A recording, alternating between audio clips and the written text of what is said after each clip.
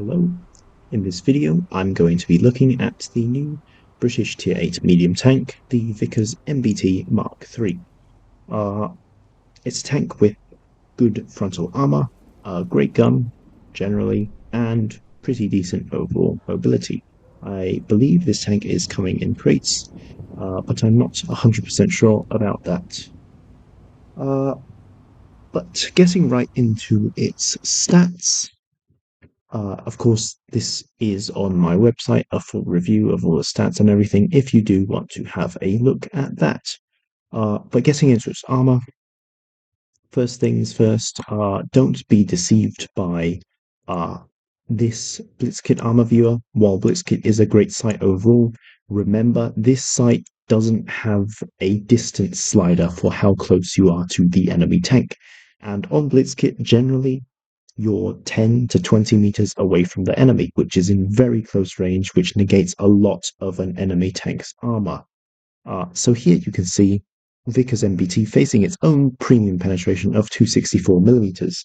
With enhanced armor on, the upper plate is basically green, it's basically penetrable. I can tell you that is not the case in game. The upper plate, even without enhanced armor on, is fully red to 270 millimeters of APCR, and that is because on Blitzkit it shows you being very close to the enemy tank. In actuality, it's a bit more like this, but you'll see that with the actual in-game armor here. So this, I'm showing it against 210 millimeters AP. That is slightly above average penetration for a tier 8 medium tank. Most of them have 185 to 200 millimeters roughly. But you can see upper plate fully impenetrable, turret basically impenetrable except for this small spot here, but when are you going to hit that? And the weak points are the lower plate and the cupola. Of course, the lower plate is penetrable to HESH due to it being basically 100 millimeters thick, and the cupola itself is only 30, which is very bad, and that is penetrable to even HE if it can get past the module armor of the viewport. When you do turn the hull, you can see that it is red on the side, and this is a rare case of a side scraping medium. The Vickers MBT can actually side scrape, and that is because it has 80 millimeters of hull side armor. If you do shoot its track in this situation, you will not do damage. It will just have the track broken. One thing to note when you do side scrape, it does have this angled bit, which you can see here, and that is weak to higher level penetrations and, of course, premium ammo, like you can see here. But against lower level standard ammo or sort of average level standard ammo, such as this 210, it's fine and you won't be penetrated there. Of course, when the turret is turned, there are some small weak points here, but overall, the turret is pretty good. It's not going to become completely penetrable the moment you turn it. So, switching to premium ammo, 259 APCR. This is the upper level of premium ammo in tier 8 medium tanks. The only ones with more are ones such as the T-34-3 with 270 heat or the TVP VTU with 285 APCR. But you can see upper plate remains fully impenetrable, and that's something quite insane for a medium tank, that the upper plate isn't even penetrable to premium ammo. The turret as well, still very strong. This area next to the turret cheek is, well, next to the gun mantlet on the turret cheek is slightly weaker, and the areas below the gun mantlet are slightly weaker as well, but overall the turret is still very strong. You can see that against premium ammo, when you do turn the turret, it is fairly weak. But other than that, there's nothing that's changed too much about the hull. Next, I'll show when using gun depression, this tank's turret basically impenetrable again, except for the cupola, which is a very large cupola, and it is always showing. The only way you can really deal with this is just not sit still. It makes it harder for enemies to aim at that since they are having to adjust their aim. And they are having to move their gun, which makes it bloom out slightly, or just pull back fully behind the ridgeline so there's nothing for them to shoot at, because the cupola is just always showing. But you can see upper plate also fully impenetrable. When you do use premium ammo, There are some areas right under the gun mantlet and next to the gun mantlet which are penetrable, but these are very hard shots to hit, and it is very small weak point to go for. So the effectiveness of the turret doesn't really change too much there. Next, I'll show the sort of extreme level of penetration that you will face in this tank, which is that of a tier 9 tank. Note I made a typo here. This should say 285mm APCR because that is the premium ammo that I'll be showing. So this is 227 AP. This could be seen as tier 9 medium tank penetration or tier 8 standard heavy tank standard penetration. And you can see that it's still a very strong tank. There's basically no weak point to really go for if the lower plate is hidden, other than this cupola. Now, switching to premium ammo, you can see here the tank is finally penetrable. The upper plate finally goes slightly grey, and the turret now has a more significant weak point. But note this is 285mm of APCR penetration. The only tanks you'll face in tier 8 with this are high penetration heavy tanks such as the Tiger 2 or the Kyler, and the only medium tank, the only single medium tank you'll ever face in tier 8 with this amount of penetration is a TVP VTU. Of course, if enemies with heat use calibrated shells such as a T95E2 or Titan 54D, they'll have enough penetration to go through the turret and the upper plate, but it's still a rare case. And you can see, despite the upper plate being more grey, it is still not fully grey. There's still a slight red hue to it. And when you do turn the hull again, it becomes much more red and much harder to penetrate. And you can turn the hull because this tank can side scrape. It actually has good side armor. But yeah, basically very, very good upper plate, very strong turret, but two very large weak points, the lower plate and the cupola. And I must say, this tank, the armor will not work if the lower plate is showing. Enemies will just aim there and very easily hit it because it is a fairly large lower plate and it is very weak. What's the point of having upper plate armor if the lower plate is exposed? Because enemies can just aim there, and they do. So, while this armor may seem overpowered because it requires basically tier 9 premium ammo to be able to even have a chance of penetrating it, it's not really the case in actuality because the lower plate does just negate that armor completely, and the cupola as well. This tank is very strong if you use it hull down, but again, the cupola is always showing, and it does still have some other drawbacks to sort of hold it back a bit. Next, moving to the gun. This tank mounts a 105mm L7 gun, which is the same kind of gun you get on a Centurion Mark 7 or a FE4202. So this gun has 320 alpha damage on its standard APCR, 270 on premium APCR, and 400 on its HESH. This is a fairly standard level of premium and HE damage for 320 on standard ammo. In terms of reload time, it is 9 seconds, which gives it 2126 DPM. That is quite nice DPM considering it has 320 alpha. It is slightly above other tanks like the Titan and the Object 274A, or roughly on the same level. Considering this tank has 10 more alpha damage, it is still quite nice to have. But in the scope of all tier 8 mediums, this is still fairly low DPM. Penetration-wise, standard ammo, standard penetration is very bad. APCR of 190mm means that you struggle to penetrate a lot of tanks. For example, a Type 59, you can't penetrate either its upper or lower plate, and you need to use premium ammo. And IS-6, it's the same story. But when you do switch to premium ammo, you have some of the best premium penetration in tier 8, 264mm on APCR. The only tank with more APCR penetration is a TVP VTU. The only tanks that have more heat penetration are tanks with 270 heat, which there's only 3, or there's only 2, in tier 8. in terms of medium tanks. And of course, on Hesh, it's 65 millimeters. This Hesh penetration is pretty decent. It's nothing too amazing like the real proper Hesh you get on the British tanks, but this is cheap Hesh, so it does have just slightly above average penetration. Most 105s have 53. This has 65. And its name is Hesh, hence the name. But getting back to its stats, its aim time is 3.2/3.4. That is good aim time considering 320 alpha. Its base aim time is 2 seconds. Again, that is good. 0.335 dispersion. Again, it's good, especially for 320 alpha. Handgun handling is also good. And both these two aspects are quite similar to the Titan 54D, so you'll sort of have an idea of how the gun feels if you've played a Titan 54D before. However, this one does just have worse penetration.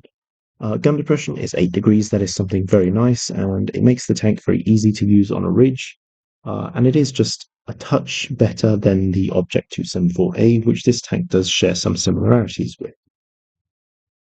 Shell velocities, I have pointed out on this tank because this has the best shell velocities of any medium tank in Tier 8, and I believe any Tier 8 tank in general.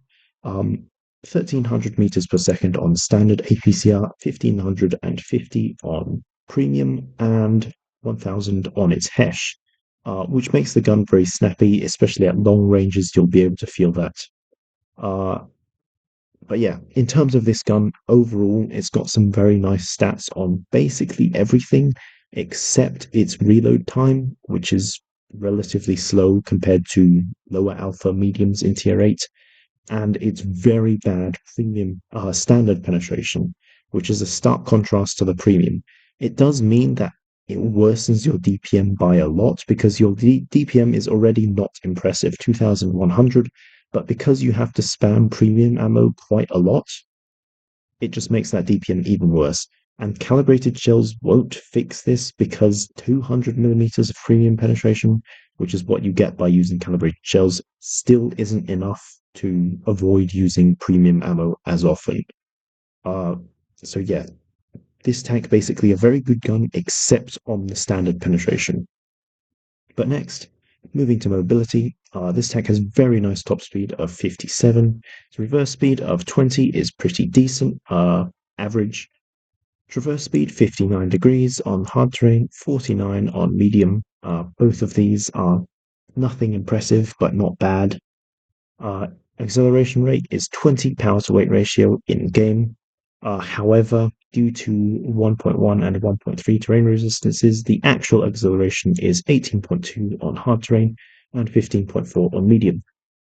This means that the tank, despite having a good 20 power to weight ratio, isn't quite as fast as other medium tanks just due to these terrain resistances.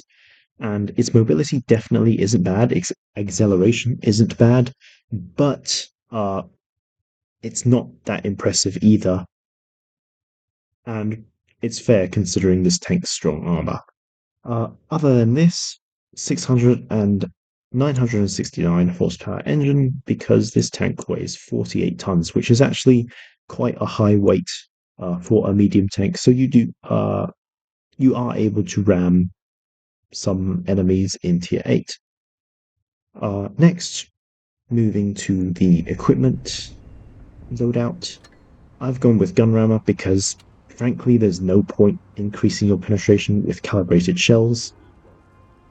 Adding 9.5 millimeters, which is what it is, there's a rounding error in game, but adding 9.5 millimeters to your standard ammo doesn't help it enough to not have to use premium ammo against a lot of tanks. You still do need premium ammo to go through many tanks' lower plates. For example, Anaya 6. This won't help you to penetrate Anaya 6's lower plate with standard ammo. And the premium ammo of this tank is already good, so yes, you're increasing both standard and premium, but the premium doesn't need increasing, it's only the standard ammo, and the standard ammo increase isn't enough to make a difference. With this tank's already low DPM, just improve the DPM. Generally, there's an argument for both calibrated shells and gun rammer, but on this tank, I'd say calibrated shells really just isn't worth using because this tank has such high premium penetration and such low standard ammo. But next, coated optics. This tank has very nice view range, 296.5. That's the best you can get for any tier 8 medium tank which doesn't have vents. Engine accelerator, because this tank's traverse is fine, but its acceleration isn't that impressive.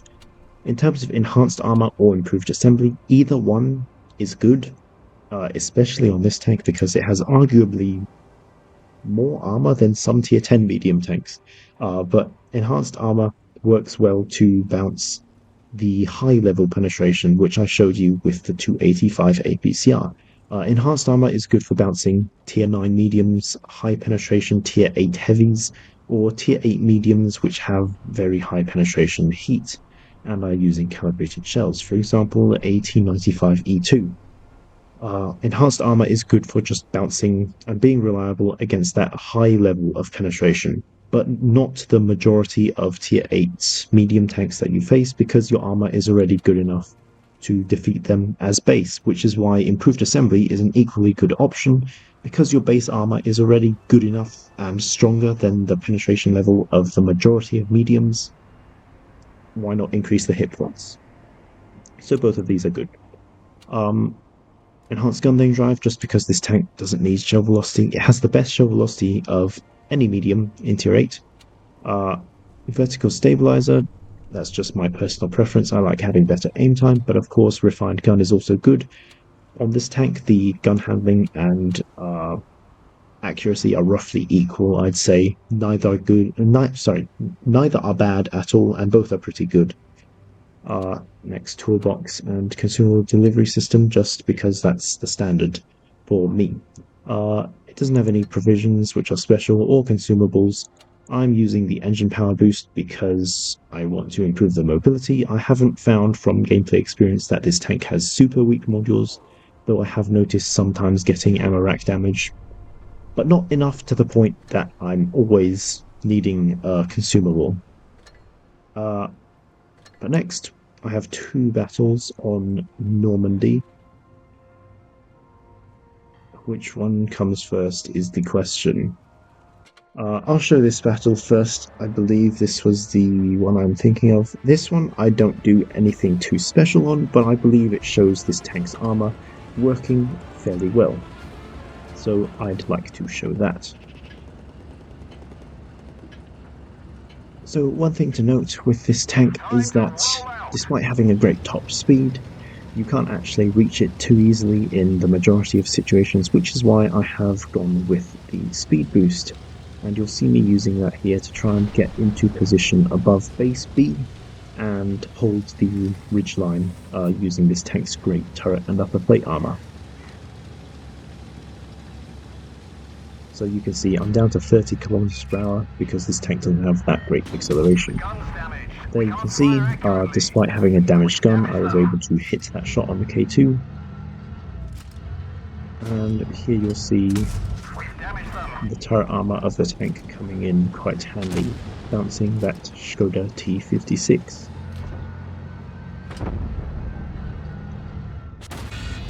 There I exposed the side of the tank so I get penetrated. I should have really angled the hull forward because then I would have definitely bounced, and you can see again the Skoda bounces.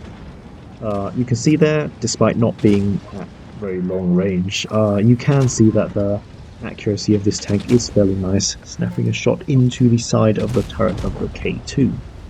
Now I've decided to reposition and deal with the enemies who are up here. One of them being this Progetto, which again you can see the accuracy and fairly good aim time of this tank. At this point I've blocked already, I believe 2,000 damage, that's what it's saying there, but it says 1,700 in-game. There you can see the terrible penetration of this tank, completely unable to penetrate the IS-6 with standard ammo, and I'm having to use premium. But again, you can see with premium ammo, it can just go through the IS-6 very easily. So here, the Progetto pens me in the lower plate, so I try to side scrape and then I get a bounce. You can see this gun's fairly nice alpha damage, is able to trade fairly well against heavy tanks, though not when you need to use premium ammo, which is part of the problem of this gun. Other than that, though, everything about this gun is quite nice.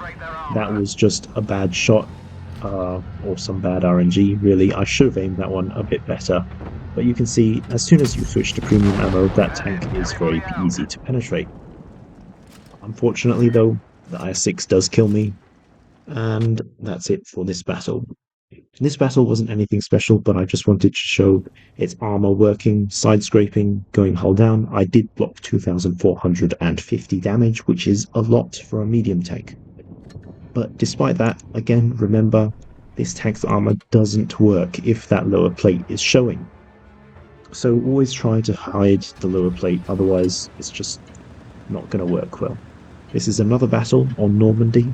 This one is more about the damage rather than the armor.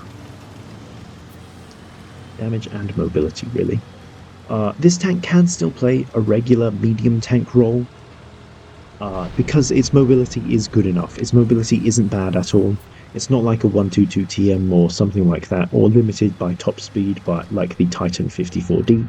This tank has decent acceleration and great top speed, which does mean if you need to get somewhere fast, you can activate the speed boost and get around the map fairly quickly, and play that regular medium role. Generally, how I'd recommend playing this tank is hull down, though. This is a hull down medium. The main focus of this tank is the fact it has such strong upper plate and turret armor.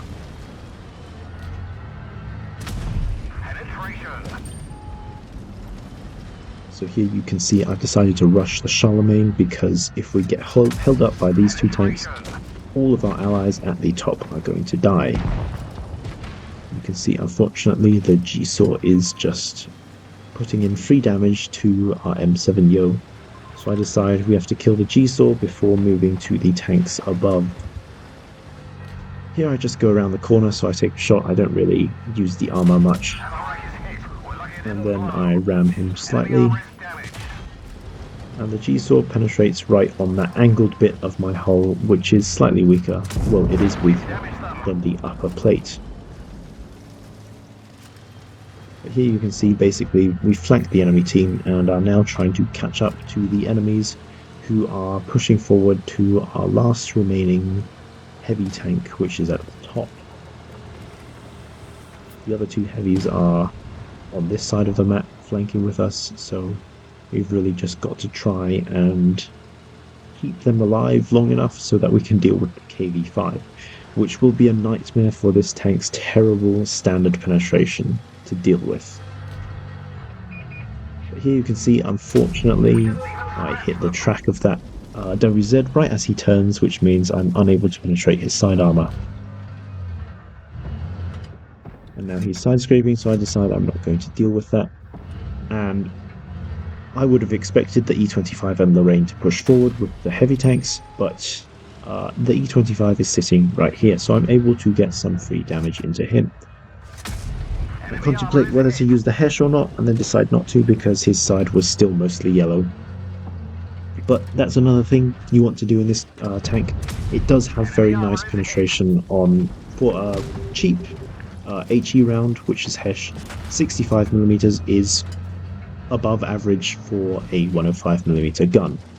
Now here you can see I'm getting rushed by two tanks, so I decide to kill the lowest hit point E25 first, and then get into a hull down position against this Lorraine. And try and create some distance so I have enough time to reload, because most likely I won't be able to penetrate Hesh. I do try there, but that was just a lazy shot really. I should have used standard APCR. And just like that, two of our tanks have died, and now it's a 2v2. So I decide I have to kill this Lorraine before he managed to flank. Plus, I have enough hit points, so I managed to kill him. And now I'm just trying to get down to our Carnarvon before he dies to the WZ, but he's able to finish them off. So that game, we did almost 3,000 damage. Despite this tank's fairly low DPM, it is able to get out damage when things go right. And that game, not so much about the armor use. You can see that the mobility and the gun of this tank do still work fairly well. Uh, on that note, though, the conclusion. I want to state this tank is not overpowered. This tank is not too strong, really. It is a very nice tank. It is a good tank, and it is strong in a fair few situations in battle. However, it's held back by a few stats which give it some very significant drawbacks. One being terrible standard penetration, and two being the fact that this tank's armor does not work if the lower plate is showing. And on top of that, it has a big cupola, so that's always showing. Though, other than this, the tank is very nice. It's got pretty okay mobility, its gun feels quite nice, and it's got some great other gun stats and general armor profile. It's a bit of a different tier 8 medium tank because of its armor, uh, but it's definitely not OP. It's not something to lose your mind over. I believe this tank will come back, and yeah, that's the Vickers MBT Mk.3. Thanks for watching.